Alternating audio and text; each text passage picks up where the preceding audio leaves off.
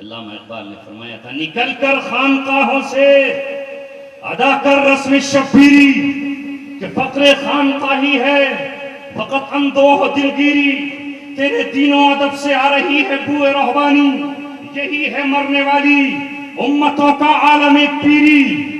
ایک طرف ہمیں اپنی ہر چیز پر ناز ہے، آج یہ کانفرنس تحفظ سنت کے نام پر ہو رہی ہے۔ سنت کسے کہتے ہیں؟ سنت وہ ہے جسے میرے نبی نے کیا ہو، سنت وہ ہے جسے کرنے کا حکم دیا ہو، سنت وہ ہے جو کیا گیا آپ کے سامنے اور آپ خاموش رہے ہیں۔ بے شک مسواک کرنا سنت ہے، ٹوپی سر کو چھپانا سنت ہے، وضو کا کرنا سنت ہے، تیمم نبی پاک صلی اللہ علیہ وسلم کی سنت ہے، نکاح نبی پاک صلی اللہ علیہ وسلم کی سنت ہے۔ لیکن آؤ رسول اللہ صلی اللہ علیہ وسلم کی میں ایک سنت کا آپ کے سامنے تذکرہ کرتا ہوں۔ رسول اللہ صلی اللہ علیہ وسلم کی سنت ان حالات میں کیا ہے؟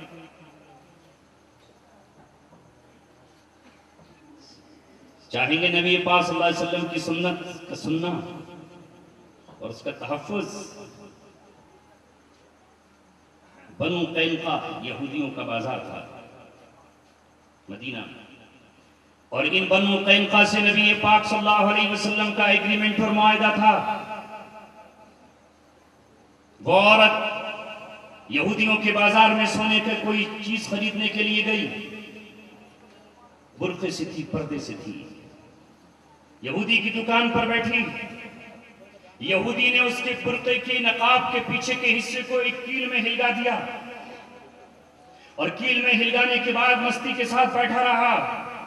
جب وہ عورت اچانک اٹھی، اسے نہیں معلوم تھا کہ اس کا برقع اور اس کی نقاب پیچھے کیل میں لٹکا دی گئی ہے۔ جیسے ہی وہ اٹھی، اس کی نقاب اتر گئی، نقاب اتری تو چہرہ کھل گیا، چہرہ کھلا تو تمام یہودیوں نے قہقہا لگایا، مسکرانے لگے، تیرے چہرے کو ہم نے دیکھ لیا ہے اور تو آج ہمارے بازار میں بے پردہ ہو گئی ہے۔ اس عورت نے بنو قینقاع کے بازار میں ایک چیخ ماری، آواز لگائی، ہے کوئی میرا بیٹا جو میری غیرت کا انتقام لے سکے؟ ہے کوئی میرا بھائی جو میرے اس پردے کا بدلہ لے سکے؟ میں بنو قینقاع یہودیوں کے بازار میں رسوا ہو چکی ہوں۔ ہے کوئی میرا بھائی؟ تاریخ پڑھو، سیرت کی کتاب پڑھو۔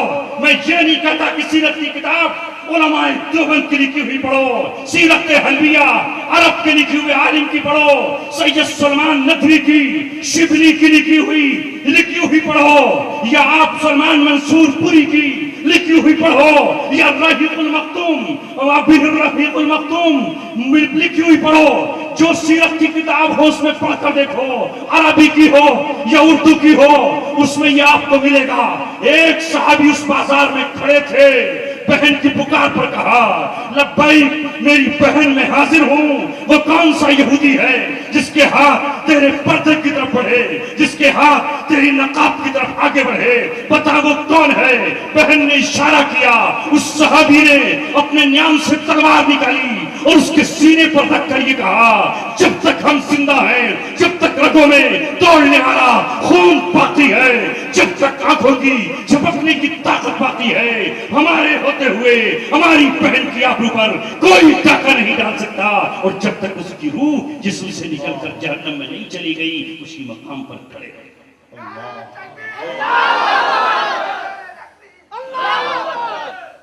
ظاہر ہے یہ اکیلے تھے، تنہا تھے، کچھ نہیں کر سکتے تھے۔ چاروں طرف سے دشمنان اسلام نے اور یہودیوں کے لشکر نے گھیر لیا۔ ایک صحابی کب تک آخر وہاں ٹکتا، مقابلہ کرتا رہا، نتیجتاً شہادت کا جام پیا۔ رسول اللہ میدان بدر سے باہر آئے، اور جب آپ کو پتا چلا کہ ایک صحابی کو شہید کر دیا اور ایک میری بیٹی کا دوپٹہ تار کیا، لہذا آپ صلی اللہ علیہ وسلم نے حضرت علی مرتضیٰ سے کہا، تیرا گھوڑا کہاں ہے؟ لشکر کہاں ہے؟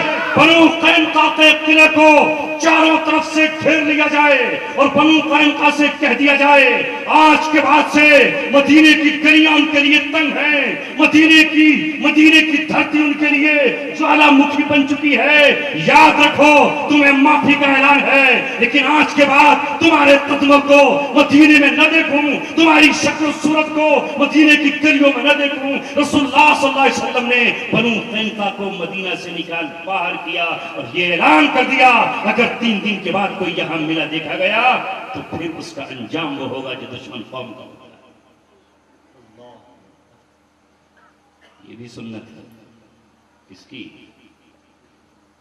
دو عالم کے تاجدار، یہ سنت ہے نبی پاک صلی اللہ علیہ وسلم کی۔ اس سنت کی حفاظت بھی قیامت تک مسلمانوں کی ذمہ داری ہے کہ وہ کرتے رہیں۔ تھوڑا اور آگے چلیے، وقت کی قلت اور اہم علماء کرام کا تشریف فرما ہونا مجھے زیادہ کچھ کہنے کی اجازت نہیں دیتا۔ آئیے رسول اللہ صلی اللہ علیہ وسلم عمرہ کرنے کے لیے نکلے، سن 6 ہجری میں احرام باندھے ہوئے ہیں، قربانی کے اونٹ آپ کے ساتھ ہیں۔ مقام حدیبیہ پر مشرکین آئے اور آنے کے بعد آپ کو روک دیا اور یہ کہا کہ آپ کو مکہ میں داخل نہیں ہونے دیں گے، خانہ کعبہ کا طواف نہیں کرنے دیں گے۔ آپ نے حضرت عمر سے کہا اے عمر تم جاؤ مکے والوں کو سمجھا دو، ہم لڑنے نہیں آئے، مقابلہ کرنے نہیں آئے، مکے کو فتح کرنے نہیں آئے، ہم صرف عمرہ کرنے آئے ہیں، طواف کریں گے اور واپس چلے جائیں گے۔ حضرت عمر نے کہا اللہ کے رسول مجھے مت جانے دیجیے، مجھ سے اگر کسی کافر نے ٹیڑھی نظر اٹھا کر دیکھا تو اس کی نظر سلامت باقی نہیں رہے گی۔ اگر مجھ سے کسی نے زبان ٹیڑھی کر کے بولا تو میں اس کی زبان حلق سے کھینچ کر باہر کر دوں گا۔ میں ڈائلاگ اور مذاکرات کا آدمی نہیں ہوں۔ آپ حضرت عثمان کو بھیج دیجیے، ان کا خاندان بھی بڑا ہے، ان کی عزت بھی ہے، لہذا یہ ڈائلاگ اور مذاکرات کر لیں گے۔ حضرت عثمان گئے، ٹھہر گئے، افواہ اڑائی گئی، حضرت عثمان شہید ہو گئے۔ کتنے صحابہ تھے؟ 1500 صحابہ ہیں تقریباً۔ خبر آئی کہ عثمان شہید ہو گئے اور رسول اللہ صلی اللہ علیہ وسلم نے کیا کیا؟ رسول پاک صلی اللہ علیہ وسلم نے صحابہ کو جمع کیا ببول کے پیڑ کے نیچے اور یہ کہا کہ میرے ہاتھ پر بیعت کرو، میرے ہاتھ پر بیعت کرو۔ کون سی بیعت؟ اس بیعت کو سمجھو قرآن سے۔ آپ نے کہا اگر واقعی عثمان شہید کر دیا گیا، عثمان کا قتل کر دیا گیا تو ہم مکہ مکرمہ میں داخل ہو کر رہیں گے، قریش اور تمام مکہ سے مقابلہ ہوگا۔ دیگر ہتھیار ساتھ نہ تھے، صرف تلواریں ساتھ تھیں۔ کہا اگر تلواریں ٹوٹ جائیں گی تو ہاتھوں سے مقابلہ ہوگا، ہاتھ ٹوٹ جائیں گے تو جسم سے مقابلہ ہوگا۔ جب تک 1400 کے 14 صحابہ شہادت کا جام نہیں پی لیتے، جب تک ہم بھی خاک و خون میں نہیں تڑپ جاتے، جب تک ہم بھی عثمان کی طرح شہادت کا جام ہونٹوں سے نہیں لگا لیتے، کوئی مدینہ واپس نہیں جائے گا۔ آپ اپنے کسی کی پرواہ نہ کریں، رسول اللہ بیعت کر رہے ہیں۔ اس بیعت کو اللہ تبارک و تعالی بیعت رضوان کہتا ہے۔ لقد رضی اللہ عن المؤمنین اذ یبایعونک تحت الشجرہ۔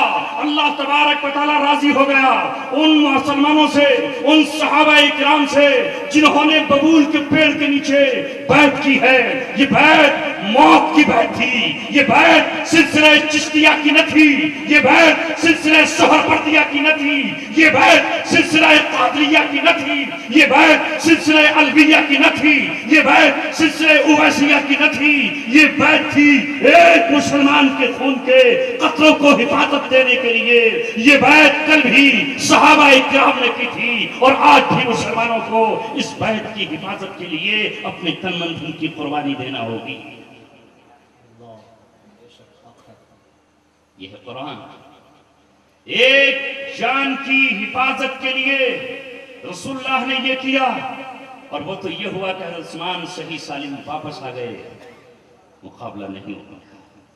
اسی سنت کو زندہ کرتے ہوئے آؤ مسلمانوں، نوجوانوں، تمہاری تاریخ کا تمہیں ایک چیپٹر بتاؤں۔ آج کا 17-18 سال کا نوجوان، اس کے ہاتھ میں 28,000 کا موبائل، 35,000 کا موبائل، 75,000 کا موبائل، 1.5 لاکھ کی موٹر سائیکل، 1.5 करोड़ की मोटरसाइकिल वो चल रहा है। अरे सोच तो सही, आज मैं एक मस्जिद में नमाज पढ़ रहा हूँ, एक नौजवान मेरे बराबर में नमाज पढ़ता है, उसके अंगूठों पर मेहंदी लगी हुई है। फौरन ख्याल आया, जिस बहन के भाई अपने हाथ में मेहंदी लगा ले, जिस माँ का बेटा अपने हाथ में चूड़ियां पहन ले, तो फिर उस बहन की आबरू कोई नहीं बचा सकता, फिर उस बहन के दुपट्टे को दागदार होने से कोई नहीं बचा सकता। अगर कोई भाई अपनी बहन की हिफाजत न कर सके, अगर कोई बाप अपनी बेटी की हिफाजत न कर सके, अगर कोई महिला अपने औरतों की हिफाजत न कर सके, तो उस इस्लाम का नाम लेना गवारा कहाँ है। हमारी तारीफ तो ये है कि हुजूर ग़ज़वा-ए खंदक पे खड़े हुए हैं। कहाँ? ग़ज़वा-ए खंदक पे खड़े हुए हैं, सारे सहाबा वहां हैं। हस्सान बिन साबित जो शायरी करते हैं वो सिर्फ पहरे पर खड़े हुए हैं। एक यहूदी गलत नजर से आया, नबी की फुप्पी हजरत सफिया ने कहा, ओ हस्सान मुझे इसके इरादे गलत नजर आते हैं, इसके इरादे गलत हैं, ए हस्सान जरा तू इसके आगे बढ़। हजरत हस्सान ने कहा, मैं ज़बान का माहिर हूँ, अगर मैं इस लायक होता तो ग़ज़वा-ए खंदक पे होता, शेर शायरी मुझसे करा लो। अल्लाहु अकबर। सीरत की किताबों में लिखा है, हजरत सफिया रज़ियल्लाहु ताला जहां सिर्फ फातिमा थी, आयशा थी, सफिया थी, उम्मे हबीबा थी, औरतें ही औरतें थी। हजरत सफिया ने एक लकड़ी का, एक खेमे की लकड़ी उठाई। वो यहूदी जो आज ताक झांक करने आया था, जो हालात देखने आया था कि मुसलमानों की औरतें तन्हा हैं या इनके साथ मर्द भी हैं, पीछे से जाकर उस पर अटैक किया, उसके सर पे जोर से लकड़ी मारी कि दोबारा उसको उठने की हिम्मत नहीं हुई। हजरत हस्सान से कहा, इसके हथियार उतार कर लाओ। हजरत हस्सान ने कहा, मुझे इसके हथियार की जरूरत नहीं है। जब यहूदियों को, बनु कुरैज़ा को यह पता चला कि मुसलमानों की माएं और उनकी बेटियां इतनी जागरूक हैं, इतनी ताकतवर हैं, इतनी बाहिम्मत हैं, इतनी हौसलामंद हैं, तो दोबारा उन्हें हिम्मत नहीं हुई कि वो उनकी तरफ टेढ़ी नजरों से देख सकते। आज ये सबक मुझे अपनी बेटी को पढ़ाना होगा, मुझे अपनी माँ को पढ़ाना होगा, मुझे अपनी बहन को पढ़ाना होगा कि जिस वक्त तेरी आबरू पर कोई हमलावर हो तो तू ये भूल जाना कि तू किसकी बेटी है। उस वक्त तू जंगली शेर बन जाना, उस वक्त तू नागिन और जहरीली नागिन बन जाना। जिस्म के टुकड़े हो जाए तो शहादत की मौत मिलेगी। मेरे लिए आइडियल महात्मा गांधी नहीं है, याद रखे हिंदुस्तान के तमाम लोग सुन ले, मेरा आइडियल मोहम्मद रसूलुल्लाह है, जिसने ये कहा है, मन कुतिला दूना माली ही बहुआ शहीद। जो अपने माल की इबादत में मारा जाए वो शहीद है। मन कुतिला दूना इर्ज़िही बहुआ शहीद। जो अपनी आबरू बचाते हुए मारा जाए वो शहीद है। मन कुतिला दूना दीनिही, जो अपने दीन को बचाते हुए मारा जाए वो शहीद है। शहादत को तुमने पीछे छोड़ दिया है। खुदा की कसम, शहादत हमारी लैला बन जानी चाहिए, शहादत हमारी महबूबा बन जानी चाहिए। शहादत के लिए हमें जीना चाहिए और मरना चाहिए। आओ मिस्री मुसलमानों से सबक हासिल करो।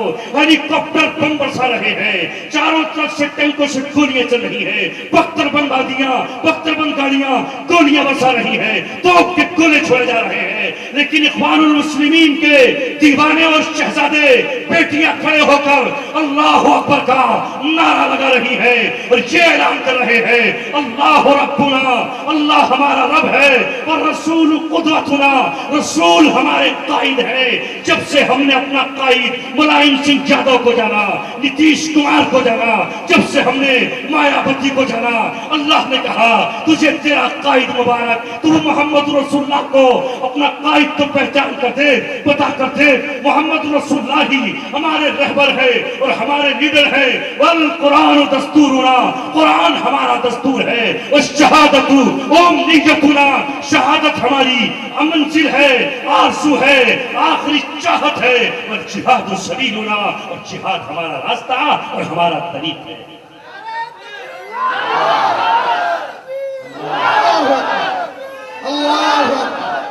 हिंदुस्तान की कौमें गलत न समझे, जाओ मुल्क सीरिया का जाकर जायजा लो। मुल्क सीरिया देखो, सारी दुनिया एक तरफ है, चाइना उनके साथ, रशिया उनके साथ, ایران کے تمام شیعہ، ان کے ساتھ سعودی عرب کا حکمران، ان کے ساتھ یہاں تک کہ حزب اللہ جس کو حزب الشیطان کہا جاتا